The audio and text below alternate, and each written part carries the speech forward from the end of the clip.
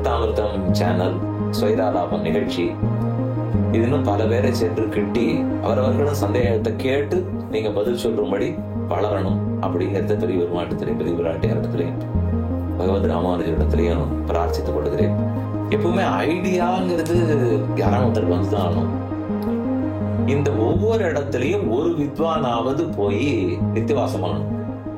இது வெறும் common sense தான். எனக்கு ஒன்றும் பெரிய மீடியாலாம் தெரியாது. நான் கம்ப்யூட்டர் சயின்ஸ் படிச்சவனும் இல்லை, அதெல்லாம் எனக்கு தெரியாது. அதனால அது யார் அதை தெரிந்தவர்களோ அவர்கிட்ட போய் உட்கார்ந்து திரும்ப அவருக்கு எரிச்சல் வர்றவர்களுக்கு கேட்பேன். அது போஸ்டர் அடிக்கிறதுல இருந்து, பேனர் அடிக்கிறதுல இருந்து, எல்லாருக்கும் சொல்றதுல இருந்து, டெய்லி பிரசாதம் கொடுத்ததுல இருந்து விடாம எந்த தன்னலமும் பார்க்காமல் நடத்தி வருபவர்கள் அனைவரும் 3வது தலைமுறையாகவும் நம்ம சாஸ்திரம் வாசிச்சு உபன்யாசகனா ஆனதுங்கிறது அது அடின்னு ஒரு சந்தோஷமும் கூட, பாக்கியம் தான்.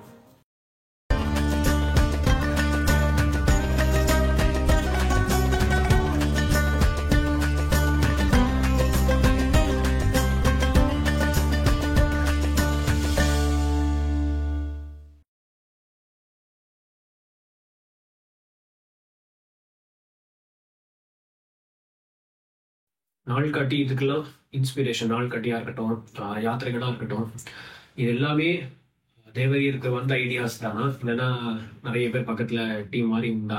எப்படி? கிஞ்சித்காரன் ட்ரஸ்ட்ல டீம் நிறைய உண்டு. அவரவர்களிடத்தில் அவசியம் கேட்டுதான் செய்வோம். பட் எப்பவுமே ஐடியாங்கிறது யாராவது ஒருத்தருக்கு வந்துதான் ஆகணும். வந்தா அது வரும்போது ரொம்ப க்ரூடா ராவா கூட இருக்கும். அது கொஞ்சம் பரிஷ்காரம் பண்ணி இப்படி பண்ணலாம் அப்படி பண்ணலாம்னு மாறும்போது ஆரம்பிச்ச இடத்துல இருந்து அது ரொம்ப தூரம் போயிருக்கும். அதனால அந்த ஃபைனலா என்னவா இருக்க போறதோ அதை நம்மளுதுன்னு நம்ம கிளைம் பண்ண முடியாது. அது எல்லாருடைய கூட்டு முயற்சியா தான் இருக்கும். ஆனா ஏதோ ஒரு இடத்துல தொடங்கணும், அந்த ஐடியா வரணும். இதுல அடியனுக்கு பெர்சனலா பேர் உபகாரமா இருந்தது தேவரீர் ஆரம்பித்த பாடசாலை, ராமானுஜ சித்தாந்த வித்யாபீடம் அப்படின்றது. அது எப்போ ஆரம்பிக்கப்பட்டது, அதனுடைய கருத்து, கோல் என்ன, அந்த மாதிரி அந்த ஆரம்ப ஸ்டேஜில் அதை எப்படி தேவரி கன்சீவ் பண்ணிட்டு? 2017 பகவத் ராமானுஜருடைய 1000வது ஆண்டு விழா கொண்டாடப்பட்டது. அதனால அதுக்கு ஒரு 10 வருஷத்துக்கு முன்னாடி 2007 எப்படியும் சஹஸ்ராப்தி வருது. அதனால அதற்காக அதுக்குள்ள இந்த சம்பிரதாயத்து வித்வான்கள் இன்னும் கொஞ்சம் பேர் உருவாகணும், வாட்சவாளா வரணும் அப்படிங்கிறதுக்காக ஒன்று தொடங்குவோமே என்ற சிந்தனை 2007 சின்னதாக தொடங்கப்பட்டது. அது அப்போ 7லேருந்து இப்போ 14 வருஷம் ஆச்சு. இது வரைக்கும் அதுலேருந்து படிச்சு கிட்டத்தட்ட 50-55 பிள்ளைகள் வெளியில போயிருக்காங்க. எல்லாரும் சௌக்கியமா இருக்காங்க, நல்லா இருக்கார்கள். இப்போ அதுல ருக்வேதம், யஜுர்வேதம், ஜெய்மினி சாமம், பஞ்சராத்திர ஆகமம் வரைக்கும் 4 கட்சி நடக்கிறது. அது என் தாப்பனாருக்கு ஒரு விருப்பம் என்னன்னா, உபன்யாசகனா இருக்கணும்,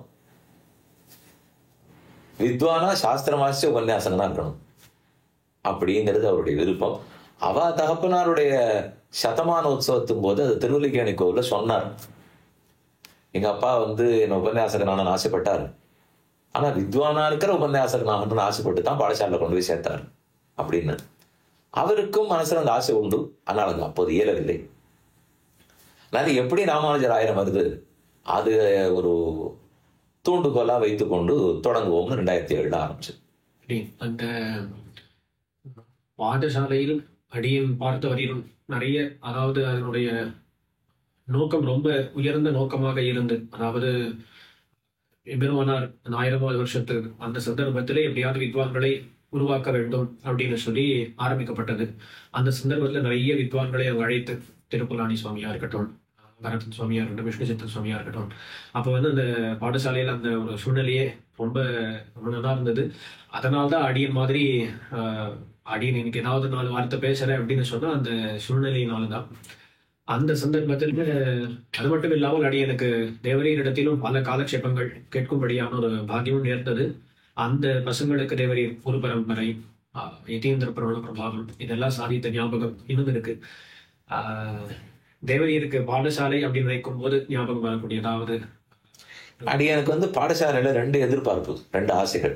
அதுல ஒண்ணுதான் நிறைவேறி இருக்கு, இன்னொன்று நடக்கல. பரதன் சித்திரக்கூடத்துக்கு போகும்போது 2 விருப்பங்களோடு சென்றார். ஒண்ணு, தன் தலையில பட்டம் ஏற்றினார்கள், அதனால சுவாதந்திரம் வருது, அது கூடாது, நான் ராஜ்யத்தை ஆள்றதா இல்லை, நான் சுதந்திரன் இல்லை, ராமனுக்கு பரதந்திரம், ஊர் இதை தப்பா நினைச்சு கூடாது அப்படின்னு தன்னுடைய நிலைப்பாட்டை சரியா சொல்லிடணும். தனக்கு தன் பாரதந்திரம் திரும்பி வேணும், இது ஒரு ஆசை. 2வது, ராமன் நாட்டுக்கு திரும்பி வரும், அவர் முடியை ஏற்றுக்கணும். 2 ஆசை. 2 ஆசையில ராமன் ஒரு ஆசையை உடனே நிறைவேற்றிட்டார். தன்னுடைய பாதுகையை அவன் தலையில சூட்டின உடனே அவனுக்கு இருக்க சுவாதந்திர சந்தேகம் போயிடுத்து, பாரதந்திரத்தை பெற்று விட்டார். ஆனா தான் நாட்டுக்கு உடனே திரும்பி வரல, அதை 14 வருஷம் தள்ளி வச்சுட்டார். காரணம் அவர் அறிவார். அடியானுக்கு 2 ஆசை. ஒன்று, இந்த பாடசாலையிலேருந்து வித்வான்கள் உருவாகணும்னு ஒண்ணும். 2வது, எங்கெங்கெல்லாம் கிராமப்புறத்தில் கிளஸ்டர் ஆஃப் திவதேசம்ஸ் அப்படின்னா, ஒரு திருநாங்கூர்னு சொல்லும்போது சுத்தி 12-14 இடங்கள் இருக்கு. ஆழ்வார் திருநகரின்னு சொன்னா சுத்தி 10 இடம் இருக்கு. கும்பகோணம்னு சொன்னா சுத்தி 10 இடம் இருக்கு. காஞ்சிபுரம்னு சொன்னா அங்கேயே 10 இடம் இருக்கு. அங்கிருந்து அப்ப அப்படிதான் திவதேசம் இருக்கு. இந்த ஒவ்வொரு இடத்துலையும் ஒரு வித்வானாவது போய் நித்தியவாசம் பண்ணணும். இங்கேருந்து படிச்சவர் அங்க போயிடணும். அங்க இருந்து கொண்டு அங்கேயே பசங்களுக்கு எல்லாம் கத்துக் கொடுத்து, அங்க இருக்கிற கோவில்கள் எல்லாம் கைங்கரியம் நல்லா நடக்கிறதான்னு பார்த்து, அது வேதபாராயண கைங்கரியம்னாலும் திவ்யபிரபந்த கைங்கரியம்னாலும் உபன்யாச கைங்கரியம்னாலும் தானே பண்ணி, அங்க வர்றவர்களுக்கெல்லாம் சேவார்த்திகளுக்கு தானே கோவிலை பத்தி எடுத்து சொல்லி, இவர் போய் அந்த இடத்துல இருந்து அந்த இடத்துக்கு ஒரு ஒரு அந்த உயர்த்தை கொடுக்கணும், தானும் உயரணும், அந்த இடத்துலயும் கைங்கரியம் நல்லா நடக்கணும் அப்படின்னு 2 விருப்பங்கள். முதல்ல வித்வான் உருவாகணுன்றது ஒரு விருப்பம். 2வது, இவர்கள் அங்கங்க போய் இருந்து பண்ணணும் விருப்பம். முதலாவது வரைக்கும் ஓரளவு நிறைவேறி இருக்கிறது. 2வது நிச்சயமா இன்னும் நிறைவேறல. அதுக்கு காரணம் காரணம் யாரும் நகரங்களை விட்டும் முக்கியமான திவதேசங்களை விட்டும் கிராமப்புறத்துல தனிமேல வருவதற்கு தயாராக இல்லை. அதுக்கு இன்னும் மனசு ஒப்பி வரல. சுவாமி தேவரீருடைய பாடசாலையில் வாசித்த பல பேர் அடியனுக்கு தெரியும். அவர்களை ரொம்ப சமீபத்தில் தேவரீருடைய ஷஷ்டி பூர்த்தி சமயத்திலும் கூட சந்திக்க நேர்ந்தது. அப்படிப்பட்டவர்களுக்கு தேவரீர் கொடுக்கக்கூடிய செய்தி என்னவா இருக்கும்? அடியன் பாடசாலையில படிச்ச பிள்ளைகள்னு பார்த்தால் எல்லாரும் என் குழந்தைகளை தான் நினைக்கிறேன். நீ முன்னாடி சொன்ன மாதிரி திருப்புலானி சுந்தராதிகார் சுவாமி, பரதன் சுவாமி, விஷ்ணு சித்தன் சுவாமி, ரொம்ப நாள் சம்ஸ்கிருத ஜெகநாத சுவாமி கற்றுக் கொடுத்தார். இவர்கள் எல்லாரும் அடியனுக்காக வந்தா நான் சொல்ல மாட்டேன். இவ எல்லாருமே அடியன் தாப்பனாருக்காக வந்தான். இன்னைக்கு திருப்புலானி சுவாமியை கேட்டால் அவர் எனக்கு ஆச்சாரியன், நீர் ஆச்சாரிய புத்திரர், அதனால சொன்னா கேட்பேன் அப்படின்னு தான் சொல்லுவார். ரொம்ப பெரிய வித்வான்.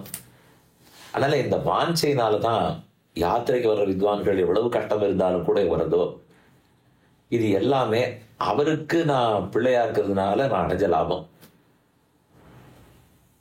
இது நம்மால நடந்ததா அவரால் நடந்ததாங்கிறதுல, இது அவரால் தான் நடந்ததுன்னு சொல்றதுல எந்த குறவும் இல்லை. அதான் உண்மை. இன்னைக்கும் பாடசாலையில் படிச்சவாள்லாம் அதே ஆசையோடு தான் அப்படிங்கிறது இருக்கிறார்கள். எங்கு போனாலும் சொல்லிக் கொடுத்த விஷயத்தை மாற்றாமல் மறக்காமல் அவர்கள் பல பேருக்கு சொல்லிக் கொடுக்கணும். நாம படிச்சோம்னு சொன்னா நாம இனிமே எத்தனை பேருக்கு சொல்லிக் கொடுத்தோம், நாம அதன் படிக்க எப்படி வாழ்ந்தோம் அப்படிங்கிறதான் எல்லா வித்தியார்த்திகளிடத்திலையும் படிச்சுட்டு போனவாழ்கிட்ட அடியனுடைய ஒரே பிரார்த்தனை. இகலோக வாழ்க்கையும் கைங்கரியத்துல நிறைந்து நல்லா இருக்கணும். கண்டிப்பா ராமானுஜ சம்பந்தத்தால் அடுத்த பிறவி கூடாது. இது சொல்லி கொடுத்துதான் பாடசாலையில் வளர்க்கப்பட்டிருக்கு. அதை மறக்காம இருந்தா சரி. அடியன் சுவாமி தேவரீர் இப்போ சாதிக்கும் போது அடியனுடைய பிள்ளைகளாகவே எல்லாரையும் பாவிக்கிறேன் அப்படின்னு தெரிவித்திருந்தது.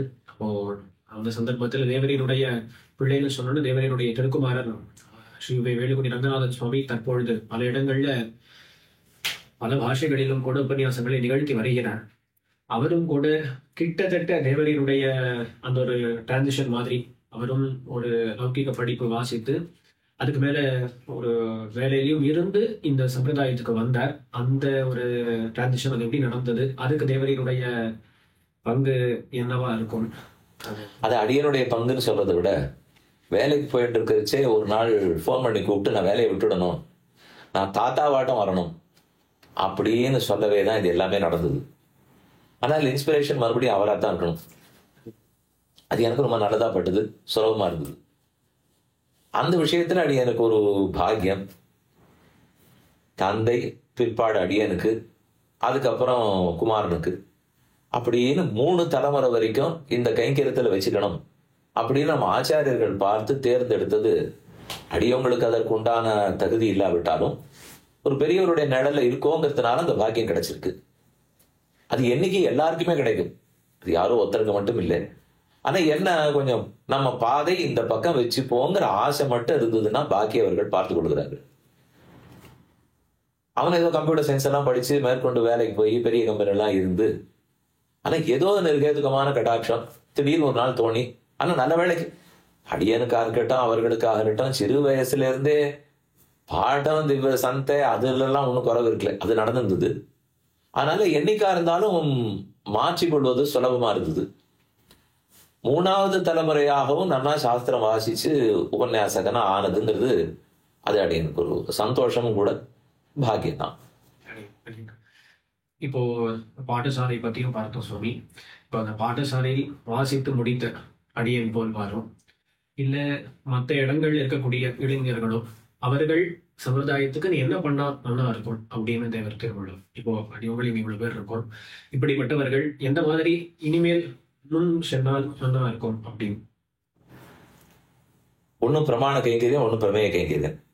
நூல்களை பொறுத்த வரைக்கும் என்னைக்கும் காக்கப்பட வேண்டும். அதுல இருக்கிற எவ்வளவு கஷ்டமான அர்த்தமும் எளிமையா டைல்யூட் பண்ணாமல் சிம்பிளிஃபை பண்ணி எல்லாருக்கும் போய் சேரணும். இதுக்கு யாரால என்னென்ன செய்ய முடியுமோ செய்யணும். நாம போய் சொல்லலைன்னால் யாரோ சொல்லுவார்கள், தப்பா சொல்லிட்டு போயிடலாம்.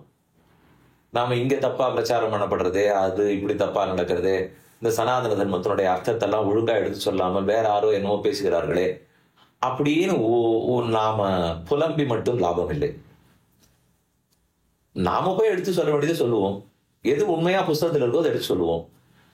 அது உங்களுக்கு புரியாதுன்னு சொல்றதுக்கோ இல்லை எங்களால வர முடியலங்கிறதுக்கோ இடம் கொடுக்கக்கூடாது.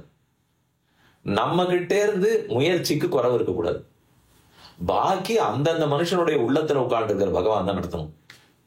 ஆனா இப்ப பிரச்சாரகர்கள் எத்தனை பேர் பிரச்சாரகர்கள்னு பார்த்தால் கிராமத்துக்கு போற பிரச்சாரகர்கள் ரொம்ப குறைவு. அது அப்படி இருக்கக்கூடாது. அடிய முதல் இப்ப 33 வருஷம் அது நான் இப்ப உபன்யாசத்தை ஆரம்பிச்சு. இந்த 2010 இருக்கிற வரைக்கும் சென்னையிலேருந்து திருச்சி வரைக்கும் தான் அநேகமா. அது வரைக்கும் அதுலயே முடிஞ்சது, சென்னையோட இருந்தது போச்சு. அப்புறம் தான் முடிவெடுத்தேன். நல்ல வேளை பாடசாலையும் வந்தது, ஸ்ரீரங்கத்துக்கு மாத்தின்னு வந்தேன். இப்ப அடுத்த 15 வருஷமா பண்ணது ஸ்ரீரங்கத்திலேருந்து நாகர்கோவில் வரைக்கும் தான். ரொம்ப தூரம் வடக்கே நான் போறது இல்லை. அதனால அதுவே முடிய மாட்டேங்கிறது. நிறைய பேர் இத்தனை பேர் இருக்கிறீர்கள் என்றால் இடத்தை விட்டு நகர வேண்டும். எல்லா இடத்துக்கும் போகணும்.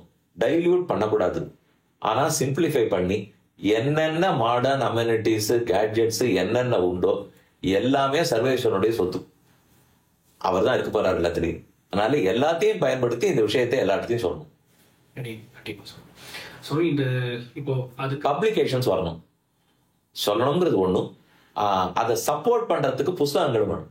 வாய் வார்த்தையா மட்டும் போயிடாம புஸ்தகங்கள் ரூபத்தில் இருக்கணும். இப்போ அந்த மாதிரி கிராமப்புறங்களுக்கு செல்ல வேண்டும் அப்படின்னு சொன்னா அங்க உபன்யாசங்கள் பண்ணுவதற்காகவா இல்லை நேரடியா அவளோட இன்டராக்ட் பண்றதுக்காக? உபன்யாசமே பண்ணலாம். அவரவர்களுக்கு அங்க ஒரு ஸ்ரீ ஜெயந்தி நிகழ்ச்சி நடக்கிறது அப்படின்னு சொன்னா நம்மளே அங்க ஒரு ஹால் எடுக்கலாம், நிகழ்ச்சியை நடத்தலாம், அது பிரசாத விநியோகம் பண்ணலாம், அவர்களே அதுல பங்கு கொள்ள சொல்லலாம். எத்தனையோ பேர் அதுல பேச தெரிஞ்சுவா. இப்ப கிஞ்சித்காரன் தர்ம சம்ஸ்தாபனம்னு கடந்த 4 வருஷமா நடந்துருக்கு. கன்னியாகுமரி, திருநெல்வேலி, தூத்துக்குடி இந்த 3 மாவட்டங்கள்ல தான் தர்ம பிரச்சாரம் பண்ணிட்டு இருக்கோம். இருக்கிற சின்ன சின்ன ஸ்கூல்ல இருக்கிற பெண் குழந்தைகள் ஆண் குழந்தைகளுக்கெல்லாம் எவ்வளவோ விருப்பம் இருக்கு. நாம சொல்லிக் கொடுக்கிற வேகத்துல புரிஞ்சுக்கிறான், அவர்களே சொல்லிக் கொடுக்கிறவரை ஆயிடுறான். அதனால நாம 4 பேர் மட்டுமே தான் எல்லா இடத்துக்கும் போனோங்கிறது இல்லை. நாம போய் லோக்கல்ல இருக்கிறவாளை தேர்ந்தெடுத்து இந்த விஷயங்களை சொல்லி கொடுத்துட்டால் அதுக்கப்புறம் அவர்களே பார்த்துப்பார்கள். அத பண்ணணும். இப்போ இந்த இது சொல்லும் தேவரை சாதிக்கும் போது எவ்வளோ இந்த மாடர்ன் எம்யூனிட்டிஸ்லாம் நிறைய வந்திருக்கு, அதை உபயோகப்படுத்தணும். அதை எப்பொழுதுமே ஒரு சாரார் வந்து நேரடியான அந்த உபன்யாசங்களை, காலக்ஷேபங்களை ஆதரிக்கிறார்கள். இந்த மாதிரி இந்த இதெல்லாம் அவ்வளவா ஆதரிக்க கூடாதுன்னு ஒரு கட்சி இருக்கு. அதை பத்தி ஏதாவது கருத்து? உண்மை, ஆதரிக்க கூடாதுன்னு சொல்றவர்கள் இதனுடைய சாங்டிட்டி கெட்டு போயிடும், அது பண்ணக்கூடாதுன்னு சொல்ற அந்த எண்ணம் உண்மை. அது சில சமயம் குறையுங்கிறது நியாயம்தான். அதனால நிச்சயமா நேரடியா சொல்றதை நிறுத்தணும்னுட்டோ அது குறைவுங்கிறதோ இல்லை, அதுதான் நிறைவு, அதுதான் எப்பவுமே சிறப்பானது. ஆனா அது மட்டுமே போற மாட்டேங்கிறது.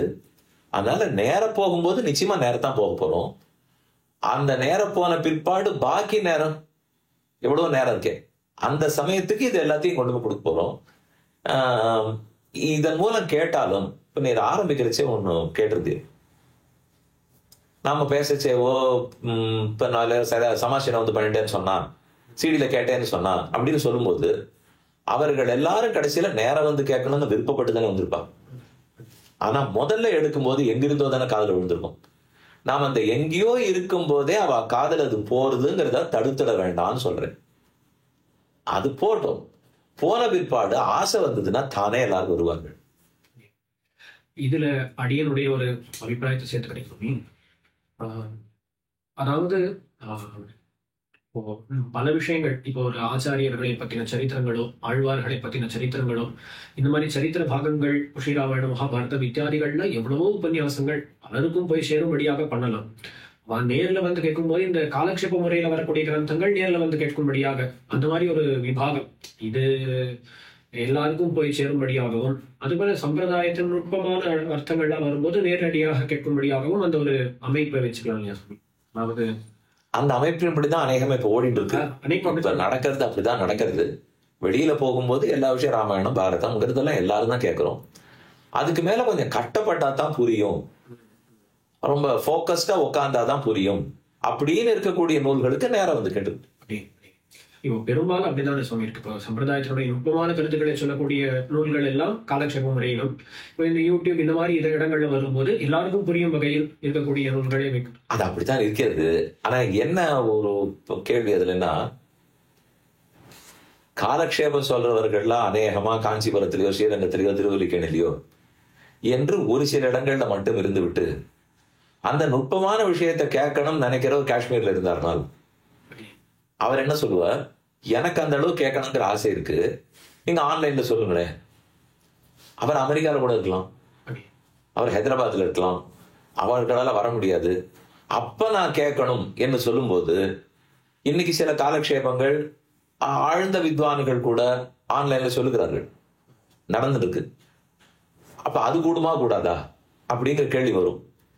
அது வந்து அந்த வித்வான் அந்த கேட்கிறவனுடைய விருப்பத்தை பார்த்து அவன் எவ்வளவு அதிகாரத்தோட அதுக்கு வருகிறான், எவ்வளவு ஆசைங்கிறது அதிகாரம், அந்த ஆசை அவ்வளவு தூரம் இருக்காங்கிறத அவர் தான் பார்த்து முடிவு பண்ணிட்டு. கண்டிப்பா புரியாது. அதாவது கடைசியில பெருமானார் சொன்னதும் ஆசையுடையாருக்கு எல்லாம் ஆரியர்கள் கூறணும். அந்த ஆச்சாரியர் அவருடைய ஆசை அவர் ஒரு வரம்பா இருக்கு சொன்னார். இன்னைக்கு வேற வரம்பா நம்ம இருக்கணும் வச்சுக்கணும். ஆனா கடைசியில பார்த்தா சுமி அவருடைய வரம்பு கூட மீறின மாதிரியும் ஆசையுடையவருக்கு நம்ம கூறக்கூடிய அந்த மீடியம் மாறுறது அது தவிர முடிஞ்ச வரைக்கும் எப்பப்ப நேரம் வர முடியுமோ வாங்கோன்னு சொல்லணும். கண்டிப்பா அடியனும் தேவன் சொன்ன கருத்து தான் அடியனும் ஒரு விதமா சொல்லணும்னு பார்த்து அந்த கிளாரிட்டி இல்லை. பட் கடைசியில அடியனுக்கு அதாவது ஒரு வரம்புன்னு சொன்னா சோசியல் மீடியால போடக்கூடிய விஷயங்கள் நம்ம சம்பிரதாயத்துல பார்த்தோமே ரகசிய கிரந்தங்கள் அப்படின்னு சிலது வச்சுருக்கோம்.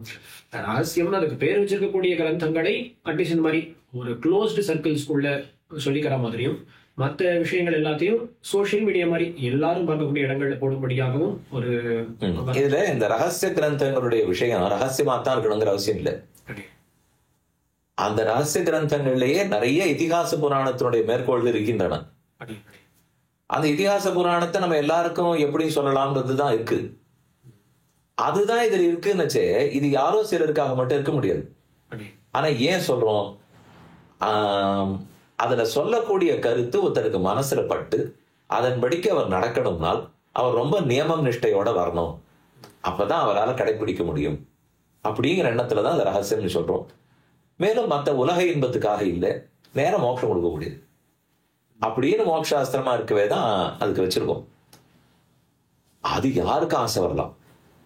அதனால அடியனுடைய அபிப்பிராயம், அடியன் தகப்பனார் சொல்லியிருக்கிறது, இன்னும் பல வித்வான்கள் சொன்னது, அந்த ரகசிய கிரந்தங்கள்ல இருக்கக்கூடிய கருத்துக்களையே உபன்யாசமா சிறு சிறு கதைகளா எந்த மேடையிலையும் சொல்லலாம். சொன்னால் அது ரொம்ப தூரம் ஈர்க்கும். ஏன்னா அந்த புஸ்தகம் தான் கடைசியில ஆதாரம். அதுதான் வாழ்க்கைக்கு முடிவு கட்ட போறது. வாழ்க்கையில இருக்கிற கட்டங்களையும் அதான் போக்க போறது, வாழ்க்கையும் அதான் போக்க போறது, உயர் வாழ்க்கையை கொடுக்க போறது. அப்படின்னா அதுல இருக்கக்கூடிய கருத்துக்களை சுலபப்படுத்தி உபன்யாசமா எல்லா இடத்துலயும் சொல்லலாம். அதை எல்லாரும் கேட்டு வரும்போது, ஓ இவ்வளவு நல்லா இருக்கு இந்த கருத்து, எங்க இருக்குன்னு கேட்கும் போது அந்த நூல்ல இருக்கு, வாப்பா நேர கேளு என்றா நடக்கும். இப்போ எல்லா இடத்துலயுமே இப்போ அது ஒரு அமைப்புன்னு பார்த்தோம்னா, பலரையும் ஈர்ப்பதற்காக பல உபன்யாசங்கள் இந்த மாதிரி, அதுல இன்னும் நல்லா உள்ள வந்து ஆழமான கருத்துக்களை கேட்க வேண்டும் என்கிறவர்கள் கிரந்த காலட்சேபங்களிலும் அனுபவித்துக் கொண்டு அப்படி இருப்பார்கள் அப்படின்னு தான் பெரும்பாலான ரொம்ப நாளாவே அப்படிதான் நடந்து. சுவாமி தேவரையருடைய வாழ்க்கையில இவ்வளவு சாதனைகள் இதெல்லாம் பண்ணும்போது ஏதோ ஒரு சமயத்துல நெகட்டிவிட்டிஸ், கிரிட்டிசிசம் இதெல்லாம் வந்திருக்கலாம். அதெல்லாம் வரும்போது எப்படி அணுகிறது? ஒரு சின்ன சின்ன காரியங்கள் ஆரம்பிக்கும் போதே 4 பேர் ஏதாவது சொல்லும் போது மனம் தளர்ந்து போகிறது. அப்போ தேவரீர் அதெல்லாம் எப்படி ஹேண்டில் பண்ணும்? அவர் மற்றவர்களுக்கு அட்வைஸ் பண்ணணும்னா அது எப்படி? அது நம்முடைய முன்னோர்கள் காலத்துல இருந்து இருக்கக்கூடியதுதான். அதனால அது நான் தான் சொன்னேன், முதல்ல அவர்களை பார்க்கும்போது தெரிந்து கொண்டது இதுதான் வாழ்க்கை, இதற்குள் நம்மால என்ன கைங்கரியம் பண்ண முடியுமோ அதைத்தான் செய்ய வேண்டும். அந்த கிரிட்டிசிசத்துல எது நல்லது இருக்கிறதோ கண்டிப்பா எடுத்துப்போம், மாத்திப்போம். எது சொல்லணுங்கிறதுக்காக சொல்லப்படுகிறதோ அதை மறந்துட வேண்டியதுதான். அதுக்கு ஏதாவது வழி உண்டா சொன்னார்? என்ன வழி? மனசு கொஞ்ச நாளைக்கு கஷ்டப்படும், அதுக்கப்புறம் நம்ம அடுத்த வேலையை பார்க்க ஆரம்பிச்சோம்னா அது மறந்து போயிடும் பெரும்பாலும். அதனால நாள் முழுக்க வேலையை வச்சுக்கிறது தான் வழி. அடுத்தடுத்து ஏதாவது பண்ணிட்டே இருக்கிறது தான் இதுதான் வழி. தேவரீர் 30 ஆண்டுகளாக இந்த சம்பிரதாயத்தை பார்த்து கொண்டு வருகிறது. அடியனுக்கு தெரிஞ்சு தேவரீராலேயே நிறைய மாற்றம் சம்பிரதாயத்துல ஏற்பட்டிருக்கு, அதுல சந்தேகமே கிடையாது. எல்லாருமே இன்ஃபேக்ட் இந்த பாட்காஸ்ட் இதுவரையிலும் 4 வித்வான்களோடு பேசணும், எல்லாருமே சொன்ன வார்த்தை அது. தேவரீருடைய பார்வையில் இந்த சம்பிரதாயம் எப்படி செல்லுகிறது, அதனுடைய ஃபியூச்சர் எப்படி இருக்கு என்ன? சம்பிரதாயங்கிறது சனாதனம்.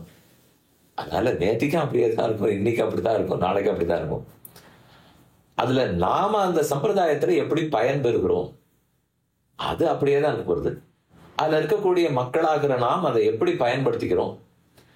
ஞான மாத்திரத்துல இருக்க போறோமா, பேச்சில் இருக்க போறோமா, இல்ல அனுஷ்டானபரமா அது வரப்போறதா? அந்த அனுஷ்டானங்கிறது நம்ம கிட்ட இருந்தாலும் சுத்தி இருக்கிறவர்கள் எவ்வளவு இருக்க போறது, அவர்களை பார்த்து நம்மால எவ்வளவு தெரிய போறது? அதனுடைய பியூரஸ்ட் ஃபார்ம்ல இருக்க போறோமா, அல்லது அது கொஞ்சம் கொஞ்சமா மாறிக்கொண்டிருக்கிறதான்னு மட்டும்தான் லெவல் சேஞ்ச்.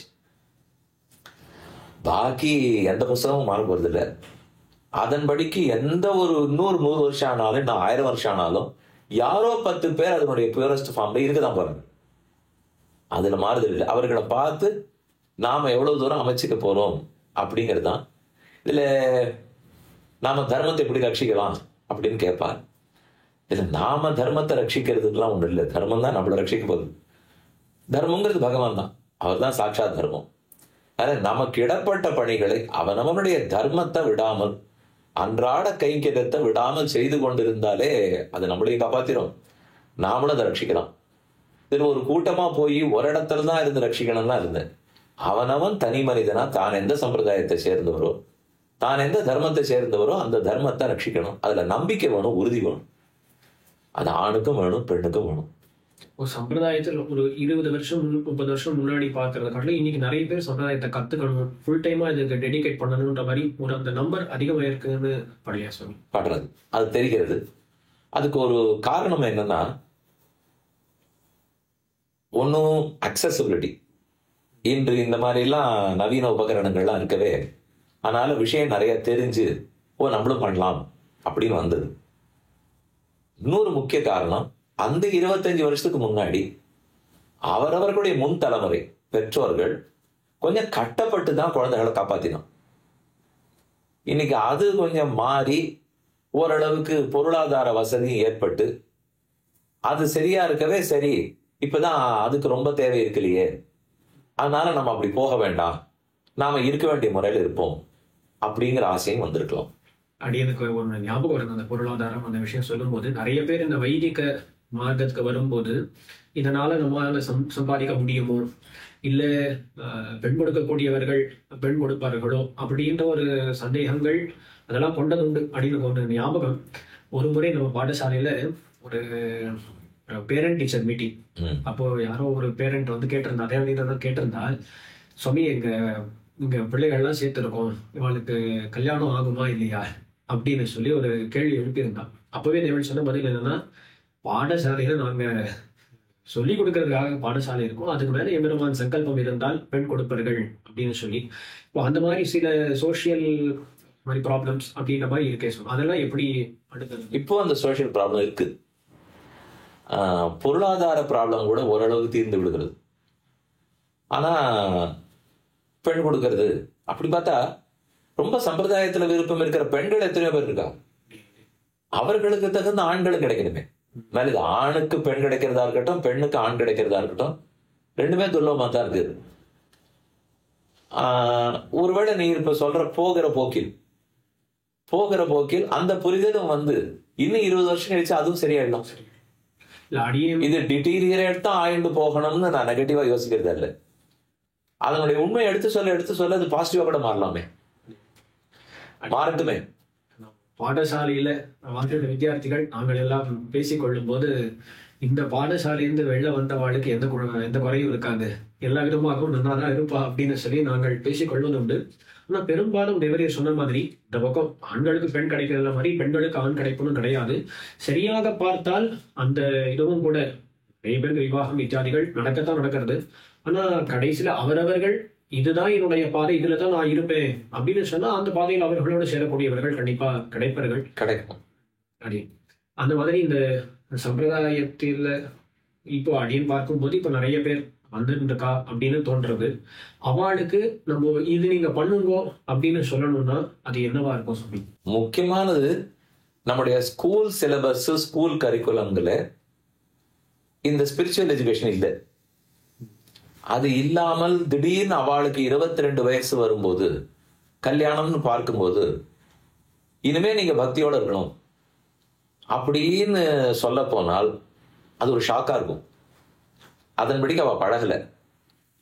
அப்படியே கொஞ்சம் பழகினாலும் ஏதோ ஆண்களுக்கு கொஞ்சம் பழகி விட்டுடுறோம், பெண்களுக்கு பழகிறதுக்கு ஒரு ஸ்ட்ரக்சர்டு கரிக்குலம் இல்லை. இல்லத்துல வீட்டுல இருக்கிறவரோ சொல்லி கொடுத்தாதான் உண்டு. அது கொஞ்சம் உழைச்சு அது மாதிரி ஒரு ஸ்ட்ரக்சரை ஏற்படுத்தி ஸ்கூல் பாடப்புஸ்தகம் எப்படி 1வது 2வது 3வதுக்கு என்னென்னதுன்னு போட்டுறார்களோ அதே போல சம்பிரதாயம் என்னங்கிறதையும் 1வது படிக்கிற பொண்ணு ஆணா இருந்தா இன்ன புத்தகத்தை வாசிக்கணும், 2வது படிக்கிறதா இருந்தா இன்ன புத்தகத்தை வாசிக்கணும்னு கொண்டு வரணும். அப்போலேருந்தே அவர்களுக்கு அந்த பரிச்சயம் ஏற்பட்டு விட்டு புஸ்தகமா மட்டும் இல்லாமல் நேரையும் உட்காந்து வச்சு இடங்களுக்கும் கூட்டின்னு போய் அதை சொல்லி கொடுத்துட்டால் அப்போலேருந்து பட்டுவிட்டா அதுக்கப்புறம் வந்து திடீர்னு ஷாக் வராது. அது இல்லாத பண்ண முடியுமான்னு பார்க்கணும். அடி சுவாமி தேவரியருடைய வாழ்க்கையிலே தேவரியருக்கு திருத்தகப்பனா பெரிய இன்ஸ்பிரேஷன் அப்படின்னு நினைக்கிறேன். அந்த மாதிரி இன்ஸ்பிரேஷனாக இருந்தவர்கள் இருக்கக்கூடியவர்கள் யார் சுவாமி? இவாடை அடியாக்கா தேவரியருக்கு தகப்பனார் ஒருத்தர், காப்பனார் சுவாமி ஒருத்தர், காஞ்சி பிரதிவாதிங்கிற பெரிய சுவாமி ஒருத்தர், இவா 3 பேர் நிச்சயமா இன்ஸ்பிரேஷன். ரொம்ப பெரியவா. காஞ்சி சுவாமி தேவரி சேச்சிருக்கேன். அடியனுக்கு பால பக்த துருவன் அப்படின்னு அடியனுக்கு ஒரு பேர் கொடுத்து அவர் ஸ்ரீராமானுஜன் பத்திரிகையில எழுதியிருக்காரு.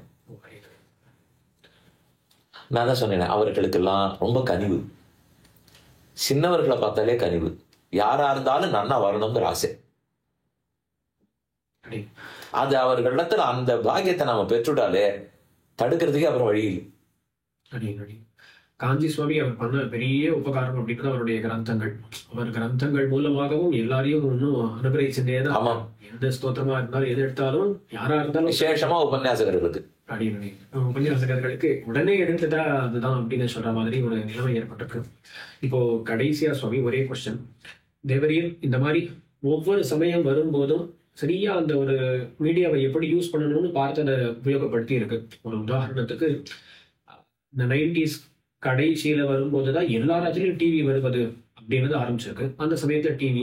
இப்போ வந்து அதிகமா டிவியை காட்டிலும் யூடியூப் அப்படின்ற மாதிரி இந்த சோஷியல் மீடியா தான் அதிகமா இருக்கு. அங்கேயும் இதே மாதிரி இருக்கு. இப்போ இந்த யூடியூப் சேனல் இத்தியாதிகள். ஆஹ் இந்த மாதிரி இந்த சோஷியல் மீடியால இந்த மீடியால வரக்கூடிய சேஞ்சஸ் அதெல்லாம் நம்ம பார்த்து பார்த்து எப்படி யூஸ் பண்ணணும்ன்றது அதெல்லாம் எப்படி நிர்ணயிக்கிறது? இது வெறும் காமன் சென்ஸ் தான். எனக்கு ஒன்றும் பெரிய மீடியாலாம் தெரியாது. நான் கம்ப்யூட்டர் சயின்ஸ் படிச்சவனும் இல்லை, அதெல்லாம் எனக்கு தெரியாது. ஆனால் எது வந்தாலும் புதுசா ஒன்று வந்ததுனால் அது சம்பிரதாயத்தை கொண்டு போய் சேர்க்கறதுக்கு உபயோகப்படுமான்னு மட்டும் பார்ப்பேன். அதனால அது யார் அதை தெரிந்தவர்களோ அவர்கிட்ட போய் உட்காந்து திரும்ப திரும்ப அவளுக்கு எரிச்சல் வர்றவளுக்கு கேட்பேன். அது புரிஞ்சுது, சரி பண்ண முடியும் அப்படின்னா கூட இருக்கிற இல்லாட்டி நீங்க பண்ணுங்க. சில சமயம் அவளுக்கு எரிச்சலா கூட இருக்கும். ஆனா கடைசியில காரியம் நடந்ததுன்னா சந்தோஷம். அடியோங்களுக்கு ஒரு உபதேசம், ஒரு பொதுவா ஒரு ஏதாவது சொல்லணும் அப்படின்னு திருவிழமா இருந்தா இப்போ தேவதையில போல இன்னொரு 10 பேர் வரைக்கும் எந்த சம்பிரதாயம்னா இருக்கட்டும், அத்வைதம், துவைதம், சிட்டாத்வைதம், எந்த சம்பிரதாயமா இருக்கட்டும், அந்தந்த சம்பிரதாயத்துல பல இளைஞர்களும் நன்கு படித்து இதுக்குன்னு டெடிகேட் பண்ணி வந்து விட்டனர். அவர்கள் தாங்களும் அந்த வந்ததனுடைய பயனை பெறணும். ஆச்சாரியர்களும் ஆழ்வார்களும் பகவானும் அவர்கள் வந்ததனுடைய பயனை பெறணும். அதற்காக அப்பா அம்மாவிடத்திலேருந்து ஆரம்பித்து மற்ற வித்வான்கள், ஆச்சாரிய புருஷர்கள், ஜிஎஸ் சுவாமிகள் எல்லாருமே அதை போல இருக்கிற இளைஞர்களை நல்லா வழிபடுத்தி அவர்களே சம்பிரதாயத்துக்குள்ள நிறைய கைங்கரியத்தை கொடுக்கணும், நிறைய உழைக்கணும். இதுல நாம் இந்த சம்பிரதாயத்தின்படி இருக்கிறோம் என்று மட்டும் குறைச்சலா உழைக்கலாம் நினைக்கவே கூடாது. நம்மால் ஆன வரைக்கும் எதுவே என்படி எண்ணாது அதுவே ஆட்சியையும் இடேன், என்னென்ன கையில கிடைக்கிறதோ அது எல்லா கைங்கரியத்தையும் பண்ணணும். இதுல உயர்வு தாழ்வு பார்க்கறதோ, நான் இதை பண்ணுவேனா மாட்டேனான்னு பார்க்கறதோ இதெல்லாம் எதுவும் கூடாது.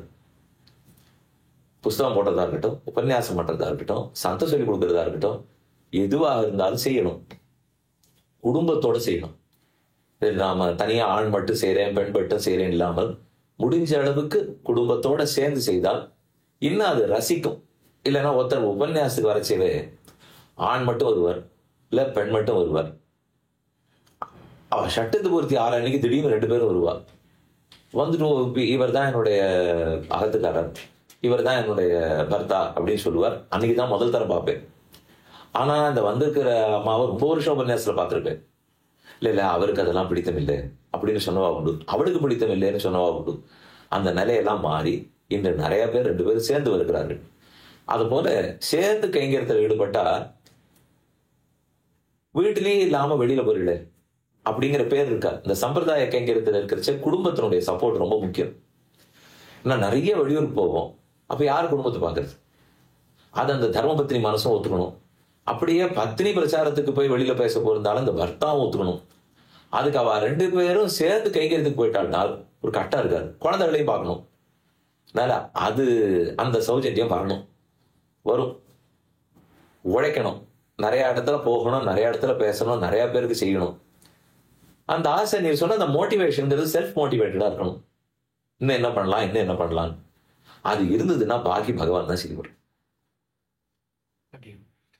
சுவாமி, கடைசியா அடியோங்களுடைய இந்த யூடியூப் சேனல் சுவாமி பக்தாமிர்தம் அப்படின்னு அந்த யூடியூப் சேனலுக்கு பேர் வச்சு ஆரம்பிச்சிருப்பான்.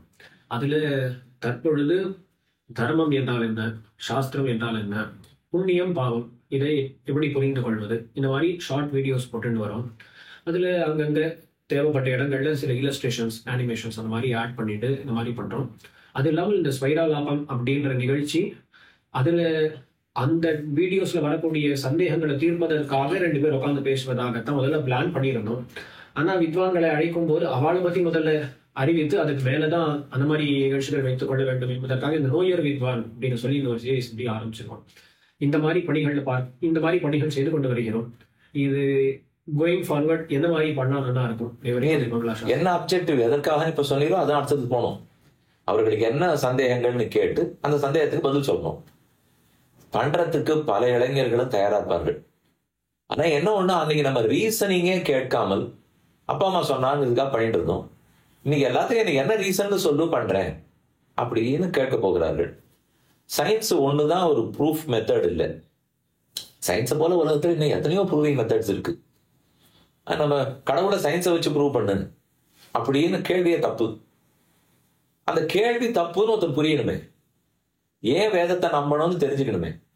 அந்த மாதிரி கஷ்டமான விஷயம் எல்லாம் வித்வத் சதஸுக்கு என்று வைத்துக் கொள்ளாமல் இப்ப நீங்க ஆரம்பிச்சிருக்கீங்க, இதுலயே இன்னும் ஒவ்வொரு வாரம் போடும்போது கஷ்டமான தலைப்பையே போட்டு அதை எளிமையா எல்லாருக்கும் சொல்ல ஆரம்பிச்சால் நல்ல வரவேற்பு இருக்கும். அதுதான் அவளுக்கு பயன்படும்.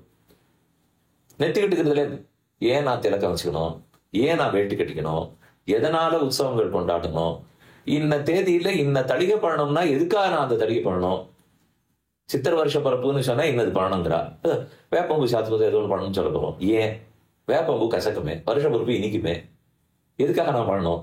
இது போல ஒவ்வொன்றும் ஏன் ஏன் ஏன் இந்த கேள்வி இருக்கிறது. இதுல இருந்து ஆரம்பிச்சு நான் சொல்றது வேப்பம்பூ ஏங்கிறதுல இருந்து ஆரம்பிச்சு மோட்ச மார்க்கத்துல யாரெல்லாரையும் சந்திப்போம், அர்ச்சிராஜ் மார்க்கத்துல என்ன இருக்குங்கிற வரைக்கும் எல்லா கேள்விகளையும் எல்லார் உள்ளத்திலையும் இருக்கும். அதற்கு நீங்க அடுத்தடுத்து பதில் சொல்ல வேண்டும். தேவரீருக்கு சிறு வயதிலிருந்து இவ ரொம்ப உபகாரம் பண்ணியிருக்கா, அவளை நினைவில் கொள்ள வேண்டும் அப்படின்னு சொல்லி அவளுக்கு நன்றி தெரிவிக்க வேண்டும் அப்படின்னு மாதிரி யாராவது உண்டா சொல்லி? ரொம்ப வெளியில தெரியாதவா? முதல்ல எல்லா இடங்கள்லயும் உபன்யாசம் நடத்தினவர்கள் ஒரு 15-20 வருஷமா விடாமல் வருஷா வருஷம் அந்த ஊர்ல கூப்பிட்டு அது போஸ்டர் அடிக்கிறதுல இருந்து பேனர் அடிக்கிறதுல இருந்து எல்லாருக்கும் சொல்றதுல இருந்து டெய்லி பிரசாதம் கொடுத்ததுல இருந்து விடாம எந்த தன்னலமும் பார்க்காமல் நடத்தி வருபவர்கள் அனைவரும். அவர்கள் ஆதரிச்சதுலேன்னு சொன்னா நான் போய் எங்கன்னு சொல்லியிருக்க போறேன். பொதுவா கங்கையை பத்தி சொல்றோம் இல்லையா, அதை குடித்தாலும் குளித்தாலும் பார்த்தாலும் கங்கைன்னு சொன்னாலும் எதுவா இருந்தாலும் பாபத்தை போக்கும்னு சொல்றோம். அது போல வாசுதேவ கதையே ஒருத்தன் சொன்னாலும் கேட்டாலும் சொல்லுன்னு தூண்டினாலும் எல்லாருக்கும் அதே லாபம் தான். அது போல அடியே சொல்லியிருந்தா கூட அது சொல்லுன்னு தூண்டி உபன்யாசத்தை இத்தனை வருஷமா நடத்தி வந்தவர்கள். அவர்கள் என்னைக்கா இருந்தாலும் நினைக்கணும். சுவாமி, இன்னும் நிறைய கேள்விகள் கேட்கணும்னு ஆசை இருக்கு. ஆனாலும் கூட இன்றைய எபிசோடை இத்துடன் முடித்துக் கொள்ளலாம் என்று நினைக்கிறேன். தேவரீருடன் பேசும்போது எவ்வளவோ கேள்விகள் அடியிருக்கிற அந்தந்த சந்தர்ப்பங்களிலும் வருகின்றன. பலரும் இந்த யூடியூப் சேனல்ல அந்தந்த கேள்விகள் கேட்கிறார்கள். இந்த மாதிரி கேள்விகளை தேவரீர் மூலமாக இங்க அந்த கேள்விகளுக்கான பதில்களை கொண்டு வர வேண்டும் அப்படின்னு ஆசையும் இருக்கு. அப்பப்போ நான் அடியவர்கள் தொந்தரவு செய்தால் அதை தேவரீர் மன்னித்து அப்பப்போ எழுந்தருளை அனுகிரகிக்க வேண்டும் அப்படின்னு சொல்லி இப்போதே பிரார்த்தித்துக் கொள்கிறேன். ஏதாவது குற்றங்குறைகள் இதுல ஏற்பட்டிருந்தால் அதற்கும் க்ஷமிக்க வேண்டும் அப்படின்னு பிரார்த்திச்சுக்கிறேன். இதுல ஒரே ஒரு அடியில் மனம் திறந்து பேச வேண்டும் அப்படின்னா, பாடசாலையில் வாசித்த போது ஒரு 6 வருட காலம் இருந்த போது நிறைய சந்திப்பதற்கான ஒரு வாய்ப்பு இருந்தாலும் அடியனுக்கு அவ்வளவு மெச்சூரிட்டி கிடையாது. அடியன் பெரும்பாலும் நல்லா படிக்கணும் அதுல ரொம்பவே ஆர்வத்தை செலுத்தி அதிலேயே ரொம்ப இருந்து தேவரீரிடமிருந்து வேற மற்ற விஷயங்கள் பல, அதாவது கல்வி மட்டும் இல்லாமல் மற்ற விஷயங்கள் பலதும் கத்துக்கொண்டு இருந்திருக்கலாம். இவர் நினைக்கும் போது நிறைய விஷயங்கள் அப்போ விட்டு போச்சோம் அப்படின்னு நினைக்கிறது உண்டு. அந்த மாதிரி சந்தர்ப்பங்கள், அந்த மாதிரி விஷயங்களை இன்னும் கத்துக்கொள்வதற்கான வாய்ப்பை தேவரீர் அளிக்க வேண்டும்.